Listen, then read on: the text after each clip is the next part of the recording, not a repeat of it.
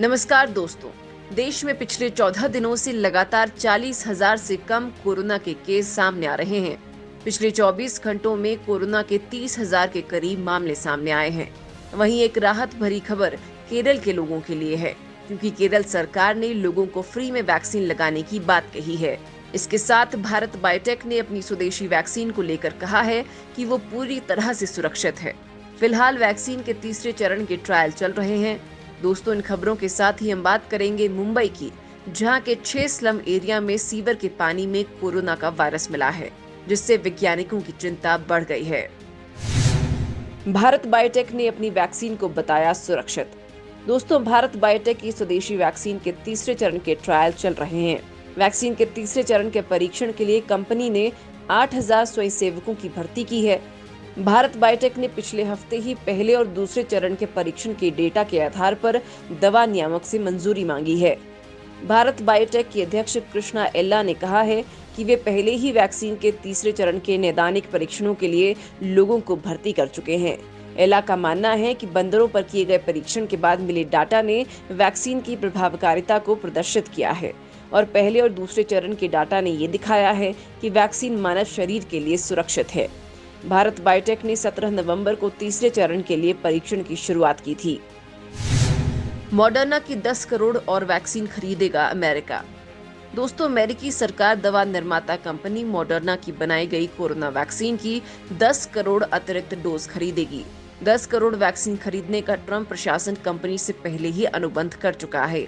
Company के बयान के मुताबिक 10 करोड़ टीके के पहले समझौते के तहत 2 करोड़ डोज दिसंबर अंत तक सरकार को उपलब्ध करवा दी जाएगी। बाकी 8 करोड़ डोज अगले साल की पहली तिमाही तक उपलब्ध होगी। दूसरे अनुबंध के तहत 10 करोड़ डोज का वितरण सरकार को दूसरी तिमाही तक कर दिया जाएगा।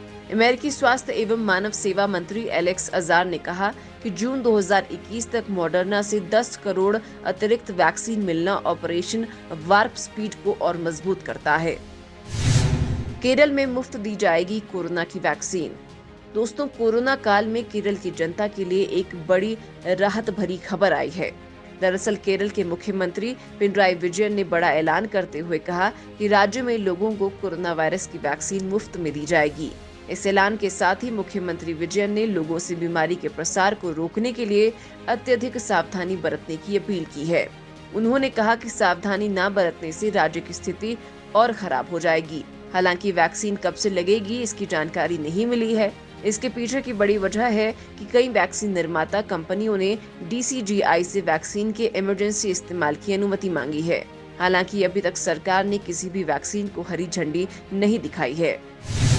देश में लगातार 14वें दिन 40,000 से कम केस। दोस्तों, देश में कोरोना संक्रमितों की कुल संख्या 98 लाख के पार पहुंच गई है। पिछले 14 दिनों से लगातार 40,000 से कम कोरोना पॉजिटिव केस आ रहे हैं। पिछले 24 घंटे में 30,254 नए संक्रमित मरीज आए हैं। वहीं 391 लोग कोरोना से जिंदगी की जंग हार गए। अच्छी बात यह है कि बीते दिन 33,136 मरीज कोरोना से ठीक भी हुए हैं। कोरोना मामले बढ़ने की ये संख्या दुनिया में अमेरिका और ब्राजील के बाद सबसे ज्यादा है। वहीं मौत की संख्या के मामले में दुनिया में 8वें नंबर पर है। भारत में एक समय रोजाना करीब 90,000 नए मामले सामने आ रहे थे। अब रोजाना मामले घटकर औसत 30,000 के करीब आ रहे हैं, लेकिन अभी कोरोना का खतरा कम नहीं हुआ है। यूपी में घर पर पहुंचेगी कोरोना टीकाकरण की पर्ची। दोस्तों, यूपी में कोरोना संक्रमण से बचाव के लिए टीका किसको लगेगा, कहां लगेगा और किस समय टीकाकरण केंद्र पहुंचना होगा, इसकी जानकारी घर घर दी जाएगी। ANM, आशा वर्कर और आंगनवाड़ी कार्यकर्ता पहले से तय लोगों के घर घर जाकर वोटर स्लिप की तरह पर्ची पहुंचाएंगी। इसमें टीका लगवाने वाले के नाम सहित पूरी जानकारी होगी। प्रदेश में कोरोना वायरस से बचाव के लिए टीका लगाने की तैयारियां युद्ध स्तर पर जारी हैं।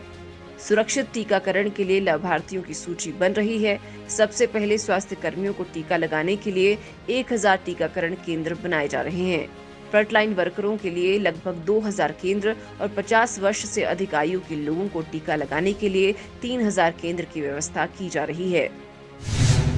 अमीर देशों में फिर से लग सकती है पाबंदियां। दोस्तों, ब्रिटेन, रूस जैसे देशों ने कोरोना की वैक्सीन को आपात मंजूरी देकर टीकाकरण अभियान शुरू कर दिया है, लेकिन टीका मिलते ही लोगों ने कोविड नियमों को गंभीरता से लेना कम कर दिया है।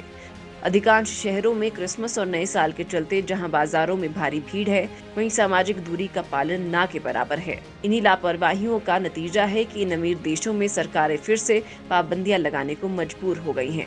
WHO ने हाल ही में तमाम देशों से संक्रमण को रोकने के लिए सख्त उपाय करने को कहा है।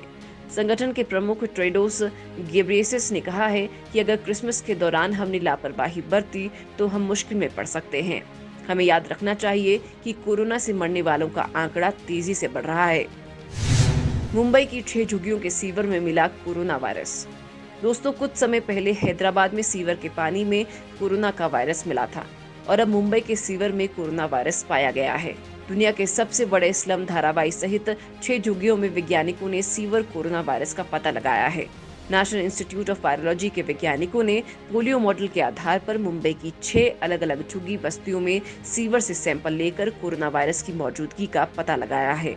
वैज्ञानिकों का कहना है कि सीवर के पानी की 3 लेयर में जांच की जाती है। ऊपरी और निचली लेयर को छोड़ दें तो कोरोना वायरस के विषाणु मध्यम लेयर में ही मिले हैं, जो कि पहली बार देखने को मिला है। अब तक दुनिया के किसी देश में इसे लेकर पुष्टि नहीं हो पाई है। शरीर में 5 जीन की मौजूदगी बढ़ाती है कोरोना का खतरा। दोस्तों, शरीर में मौजूद 5 तरह के जीन के कारण कोरोना संक्रमण ज्यादा घातक होता है। ब्रिटेन के एडिनबर्ग विश्वविद्यालय के शोधकर्ताओं ने मरीजों के DNA का अध्ययन करके इस बात का पता लगाया है। इस अध्ययन से इस बात की गुत्थी आंशिक रूप से सुलझ गई है कि आखिर क्यों कोरोना वायरस कुछ लोगों पर जानलेवा साबित होता है, जबकि कई मरीज आसानी से ठीक हो जाते हैं। ये gene TYK2, CCR2, OAS1, IFNAR2 और DPP9 है।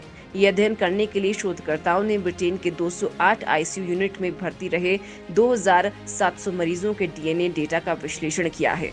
साथ ही इन मरीजों के डाटा की तुलना ब्रिटेन के अन्य 1 लाख लोगों से की थी।